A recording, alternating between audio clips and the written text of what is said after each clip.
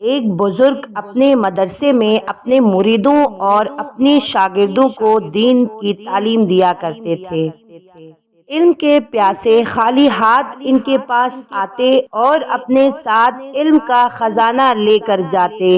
ان بزرگ کا ایک ہونہار شاگرد کافی عرصے سے ان بزرگ سے تعلیم حاصل کرتا رہا۔ وہ بزرگ بھی اپنے اس شاگرد کا بہت خیال رکھتے تھے اور بڑے شوق سے پڑھاتے تھے۔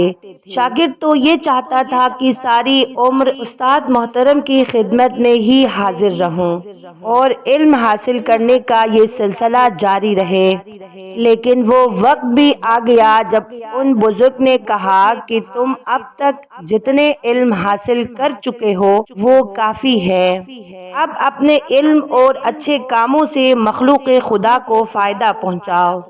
شاگرد کو اپنے مرشد اور استاد کا حکم ماننا پڑا، لہٰذا وہ گھر جانے کی تیاری کرنے لگا۔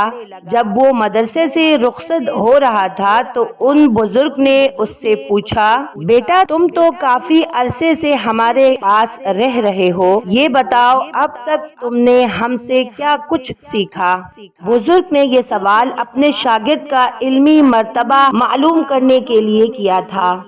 وہ یہ اطمینان کرنا چاہتے تھے کہ خدا کے فضل سے وہ بہت بڑا عالم بن کر اپنے گھر جا رہا ہے، لیکن شاگرد نے ان کی امید کے خلاف جواب دیا۔ اس نے کہا، حضرت میں نے آپ کے خدمت میں رہ کر صرف 8 باتیں سیکھی ہے۔ صرف 8 باتیں؟ بزرگ نے حیران ہو کر پوچھا۔ شاگرد نے کہا، جی ہاں، صرف 8 باتیں، اور ان میں سے پہلی بات یہ ہے کہ انسان کو نہ دولت سے محبت کرنی چاہیے نہ اونچے مقام اور شان و شوکت سے، اسے نیکی کرنے کو اپنا سب سے بڑا مقصد بنانا چاہیے۔ شاگرد کی بات سن کر بزرگ بہت خوش ہوئے اور فرمایا، بے شک تم نے یہ بہت اچھی بات سیکھی ہے، اور بتاؤ دوسری بات کون سی ہے؟ شاگرد بولا، جناب دوسری بات یہ کہ انسان کو ہر حال میں ہر وقت اللہ تعالیٰ سے ڈرتے رہنا چاہیے، ایسا کرنے سے وہ ہر قسم کی برائی سے دور رہے گا۔ دراصل انسان گناہ اس وقت کرتا ہے کہ جب وہ اللہ رب العزت کو بھول جاتا ہے۔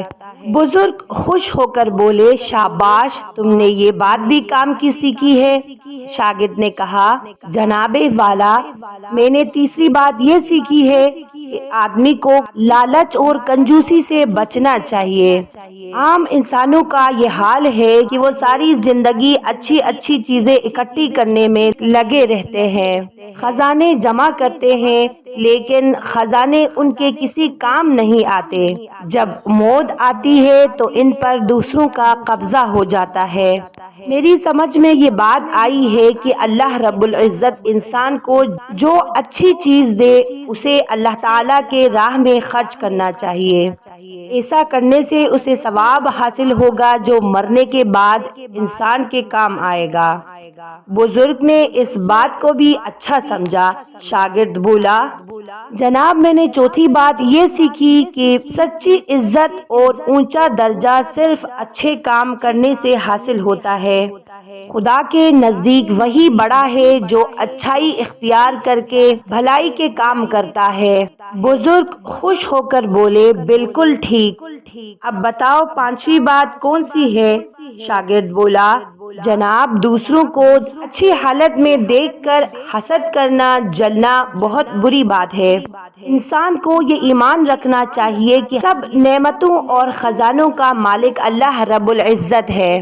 اللہ تعالیٰ کے آگے دامن پھیلانا چاہیے، کسی کی کوئی چیز چھیننے کا خیال دل میں نہیں لانا چاہیے۔ بے شک تمہاری یہ بات بھی بہت اچھی ہے۔